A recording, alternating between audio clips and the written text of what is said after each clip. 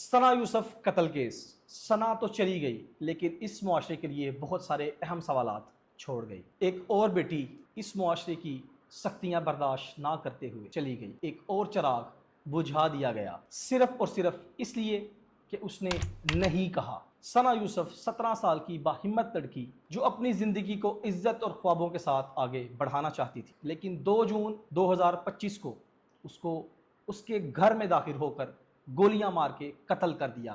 اس کا قصور کیا تھا؟ صرف اس لیے کہ اس نے ایک شخص کے نام مناسب رویے کو مسترد کیا اور نہیں کہا. یہ صرف ثنا کی کہانی نہیں بلکہ یہ ہر اس لڑکی کی کہانی ہے جس نے معاشرے کی سختیاں برداشت کرنے کی خاطر نہیں کہا. لیکن ہمارے معاشرے میں نہیں کہنا اب بھی ایک جرم سمجھا جاتا ہے. FIR درج ہوئی، مجرم پکڑا گیا، مجرم کو سزا ہوگی یا نہیں ہوگی یہ بات کی بات ہے. لیکن یہاں سوال یہ اٹھایا جا سکتا ہے، ثنا یوسف کیا زندہ رہ سکتی تھی؟